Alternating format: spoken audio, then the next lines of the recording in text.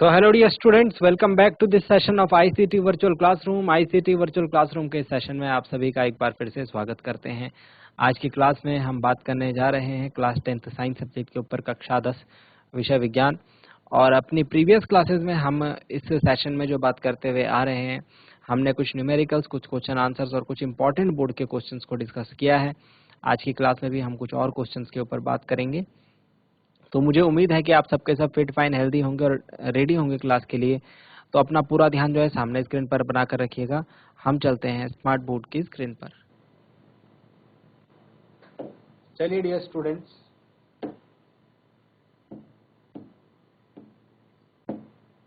एक क्वेश्चन है,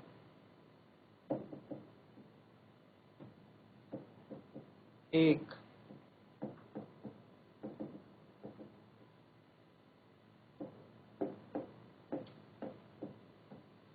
गोलीय दर्पण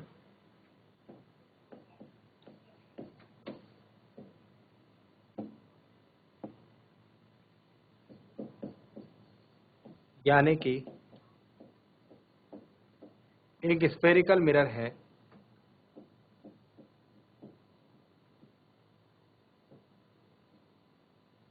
जिसकी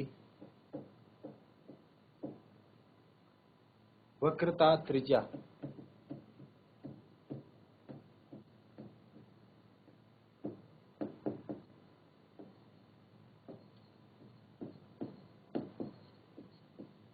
रेडियस ऑफ कर्वेचर, इसकी वक्रता त्रिज्या 20 सेंटीमीटर है। इसकी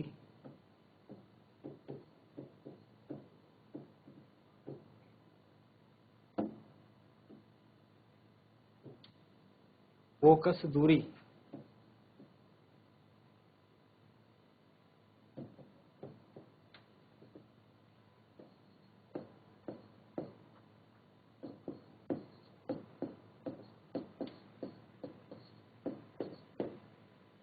फोकल लेंथ क्या होगी। चलिए, क्वेश्चन हमारे पास स्फेरिकल मिरर दे रखा है, उसकी वक्रता त्रिज्या दे रखी है, इसकी फोकस दूरी फोकल लेंथ क्या होगी। बहुत ही आसान क्वेश्चन, हम लोग डेली इस क्वेश्चन को हमने कम से कम 3-4 बार डिस्कस करा होगा, है ना। 1 मिनट का टाइम देता हूँ क्वेश्चन को सॉल्व करने के लिए। जल्दी से सभी बच्चे क्वेश्चन को सॉल्व करेंगे अपनी कॉपी में, जल्दी कीजिए।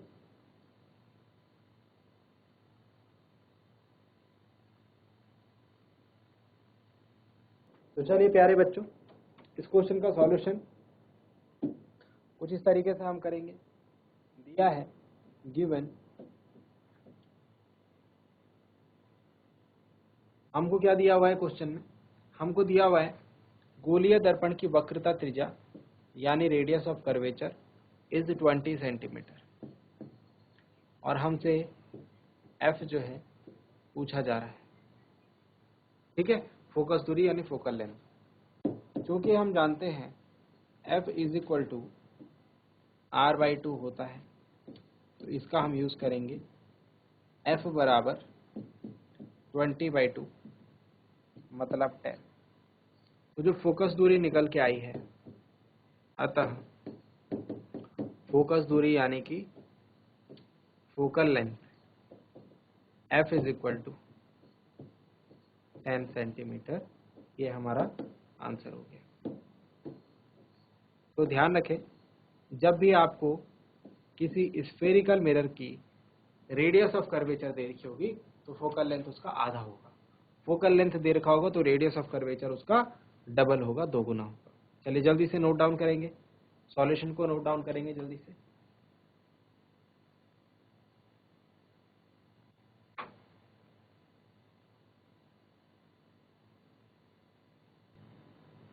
चलिए, आई होप ये क्वेश्चन आपके समझ में आ गया होगा। एक और क्वेश्चन देखते हैं, एक और क्वेश्चन को देखते हैं, समझते हैं, सीखते हैं उसको।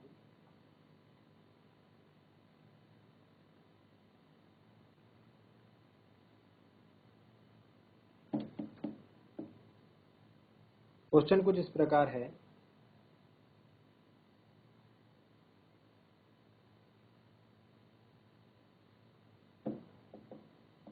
उस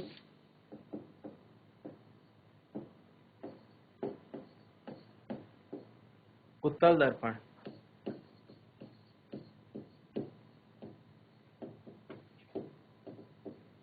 यानी कॉन्वेक्स मिरर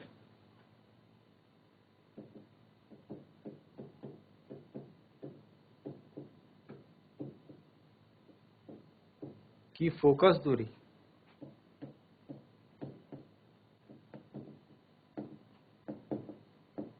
यानी फोकल लेंथ ज्ञात कीजिए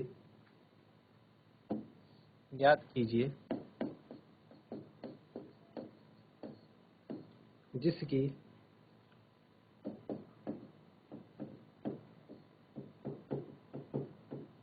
वक्रता त्रिज्या यानी रेडियस ऑफ कर्वेचर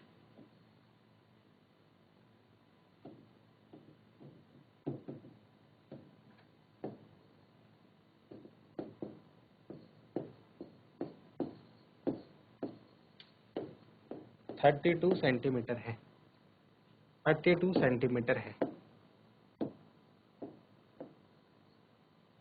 32 सेंटीमीटर है। चलिए 1 मिनट का टाइम इस क्वेश्चन के लिए भी सिमिलर है बिल्कुल प्रीवियस क्वेश्चन का, थोड़ा सा ध्यान रखना, ठीक है, थोड़ा सा दिमाग लगाएंगे क्वेश्चन में, जल्दी से करेंगे।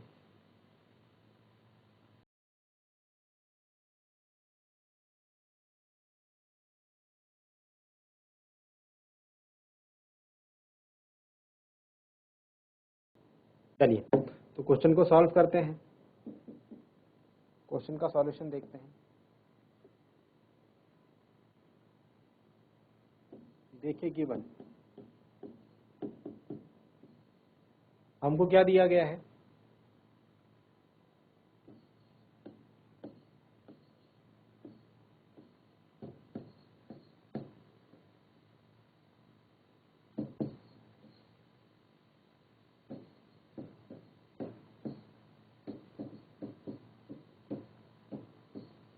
उत्तल दर्पण की वक्रता त्रिज्या यानी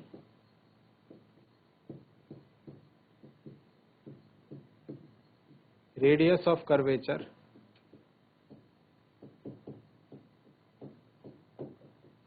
ऑफ कॉन्वेक्स मिरर हमको दिया गया है R is equal to 32 centimetre. जब जब उत्तल दर्पण या अवतल दर्पण की बात करेंगे प्यारे बच्चों, जब जब उत्तल दर्पण या अवतल दर्पण की बात करेंगे तो हम यहाँ पर साइन भी लगाएंगे, चिन्ह भी लगाएंगे। उत्तल दर्पण के लिए हम हमेशा पॉजिटिव साइन यूज करते हैं और अवतल दर्पण के लिए हम नेगेटिव साइन यूज करते हैं। ध्यान रहेगा, उत्तल दर्पण की वक्रता त्रिज्या धनात्मक यानी इसका रेडियस ऑफ कर्वेचर पॉजिटिव होता है और अवतल का नेगेटिव होता है। हमको निकालना क्या है, एफ निकालना है।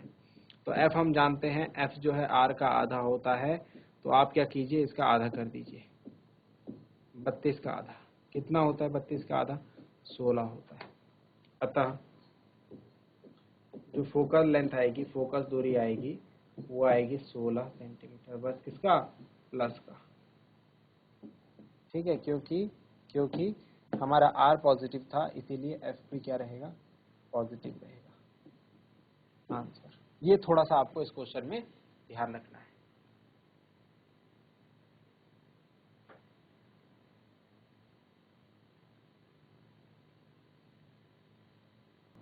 चलिए नेक्स्ट क्वेश्चन देखते हैं। आई होप यहाँ तक की बातें आपको समझ में आई होंगी। तो ये कुछ इंपॉर्टेंट क्वेश्चंस हैं जो कि आपके बोर्ड एग्जाम में अक्सर पूछे जाते रहे हैं, ठीक है।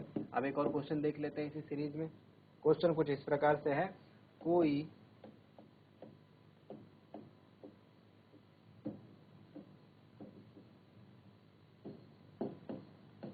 अवतल दर्पण यानी कि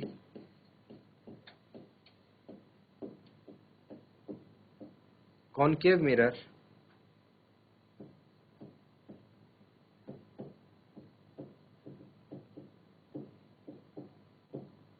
अपने सामने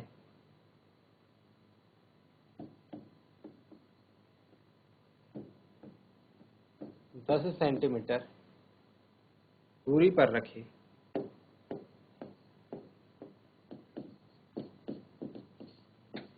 किसी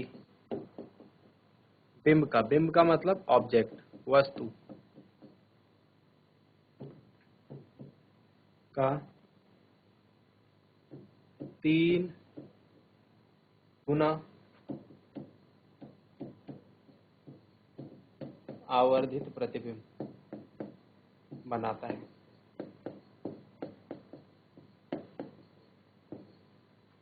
3 गुना आवर्धित प्रतिबिंब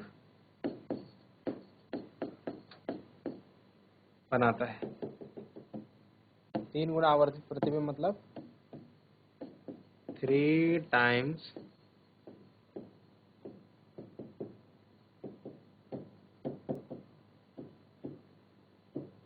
मैग्नीफाइड इमेज वो बनाता है। ठीक हो गया। अब क्वेश्चन क्या है, क्वेश्चन समझिए।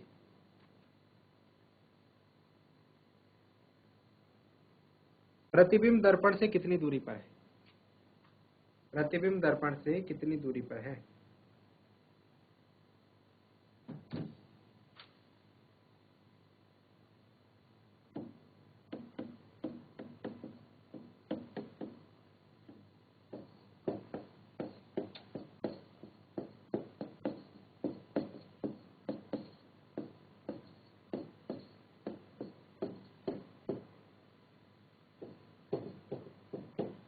यानी कि हमको इमेज डिस्टेंस निकालनी है। इमेज डिस्टेंस हमको निकालना है क्वेश्चन में। समझ गए आप? जो इमेज है ना, ये वास्तविक भी है। वास्तविक यानी कि रियल इमेज है।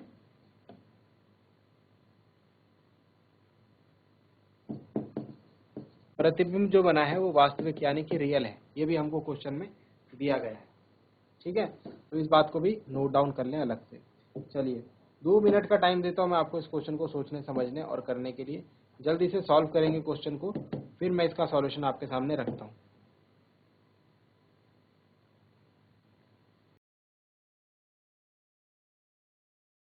तो चलिए डियर स्टूडेंट्स, क्वेश्चन का सॉल्यूशन देखते हैं और ध्यान से थोड़ा सा आप समझना बात को। सबसे पहले बात की गई है अवतल दर्पण की, यानी कॉन्केव मिरर की।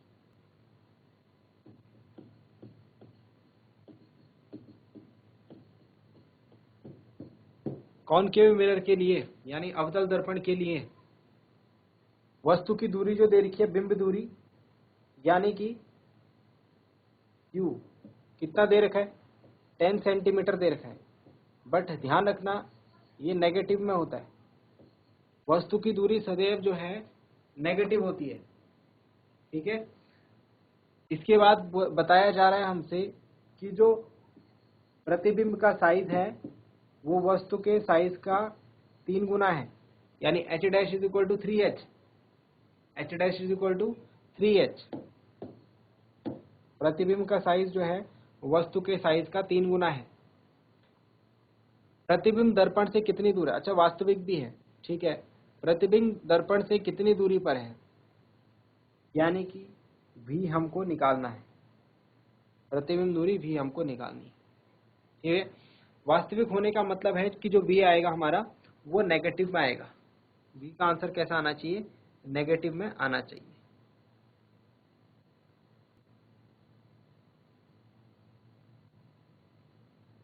तो सॉल्व करते हैं इसे। सॉल्व करते हैं इसे। फॉर्मूला लगाएंगे यहाँ पर।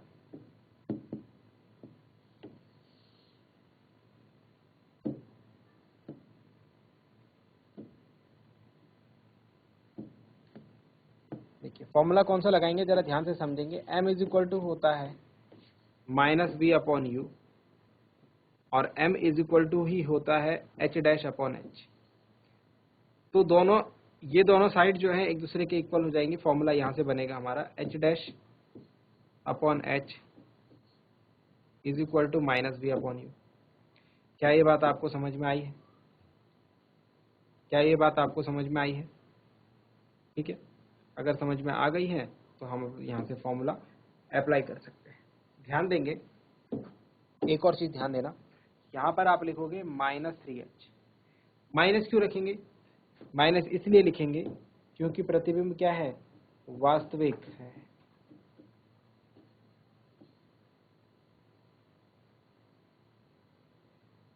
ये बातें ध्यान रखें, रियल इमेज है। इमेज कैसी है, रियल है। ठीक है, चलिए कैलकुलेट करते हैं, वैल्यूज पुटअप करते हैं। एच डैश कितना है, माइनस का 3h अपॉन एच कितना है, h है, माइनस का v अपॉन u कितना है, u है हमारा -10। ये माइनस से ये माइनस कट जाएगा, ये h से h कट जाएगा, v इज इक्वल टू आ जाएगा -3 इंटू 10, क्रॉस मल्टीप्लाई हो जाएगा, है ना। v इज इक्वल टू आ जाएगा माइनस का 30 सेंटीमीटर, माइनस का 30 सेंटीमीटर। ये आंसर। क्वेश्चन में क्या पूछा गया था, प्रतिबिंब दर्पण से कितनी दूरी पर है। तो प्रतिबिंब जो है दर्पण के सामने, माइनस का मतलब दर्पण के सामने है, 30 सेंटीमीटर दूरी पर है। In front of the mirror 30 centimetre away from the mirror. बात समझ में आ गई है। जल्दी से सॉल्यूशन को नोट डाउन करेंगे, फिर मैं इसका आपको रे डायग्राम भी बना के दिखाता हूँ। रे डायग्राम भी आपको बना के दिखाऊंगा और अच्छे तरीके से समझ में आएगा।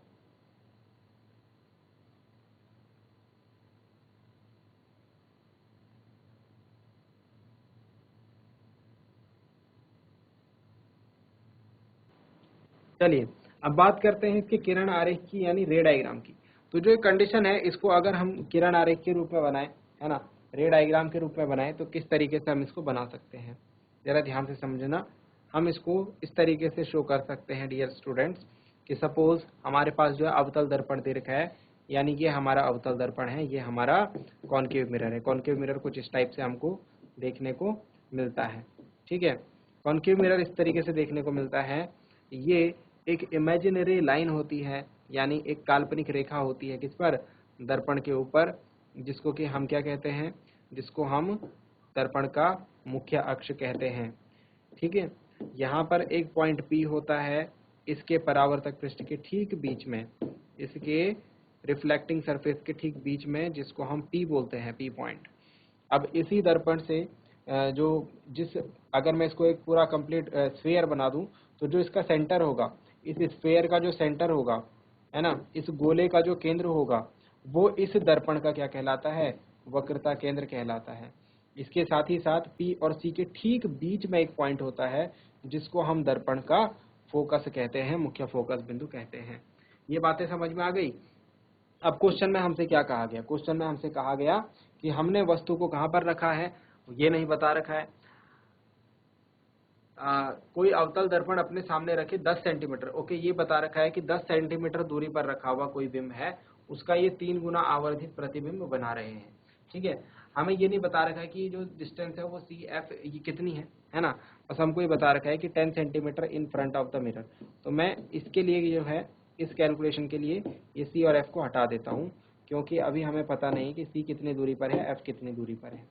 ठीक है, यहाँ पर हमने वस्तु को रखा है, तो यहाँ पर वस्तु को रख देते हैं। ये रहा सपोज हमारा ऑब्जेक्ट, ऑब्जेक्ट को हमेशा सीधे रखा जाता है। ठीक है, अब ये बोल रहे हैं 3 गुना बड़ा प्रतिबिंब, तो ऑब्जेक्ट का बड़ा प्रतिबिंब बन रहा है। आपको याद रखना है कि अवतल दर्पण के केस में बड़ा प्रतिबिंब इधर की तरफ बन रहा होगा। ठीक है, 3 गुना बड़ा प्रतिबिंब बन रहा है, मतलब इधर की तरफ बन रहा होगा। और ये जो ऑब्जेक्ट होगा, ये C से इधर की तरफ होगा, मतलब C यहाँ कहीं होगा, C के आगे होगा ये कहीं, है ना, C के आगे होगा ये कहीं पर। ठीक है, C और F के बीच में होगा। अब एग्जैक्ट बीच में होगा नहीं होगा ये हम नहीं बता सकते, बट अपने जो क्वेश्चन है उसके हिसाब से हमको ये बातें समझ में आ रही है। 3 गुना बड़ा प्रतिबिंब बनाता है, प्रतिबिंब दर्पण से कितनी दूरी पर है, और जब हमने इमेज डिस्टेंस निकाली तो वो मिली हमें 30 सेंटीमीटर। तो ये इसका रे डायग्राम, उल्टा प्रतिबिंब बना है, इसीलिए हमने -h लिखा था। बात को क्या आप समझ गए हैं? आई होप यहाँ तक की बात आप समझ पाए होंगे। तो ये इसका क्या है, किरण आरेख है, रे डायग्राम है।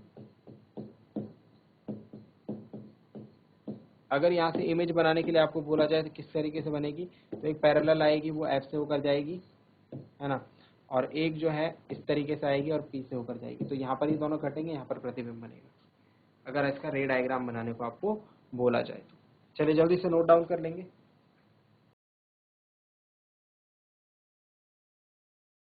तो प्यारे बच्चों, उम्मीद करते हैं आज की क्लास में आपको जो बातें बताई गई हैं वो आपकी समझ में आई होंगी, आपको इंटरेस्टिंग लगे होंगे और साथ ही साथ आपने उन्हें नोट डाउन भी किया होगा। ये भी उम्मीद करते हैं घर से आप इन चीज़ों को एक बार रिवाइज करके जरूर लाएंगे। आज के लिए इतना ही, मिलते हैं अगली क्लास में ऐसे ही किसी इंपॉर्टेंट और इंटरेस्टिंग टॉपिक के साथ। क्लास से जुड़े रहने के लिए आप सभी का बहुत बहुत धन्यवाद। Thank you very much and have a nice day.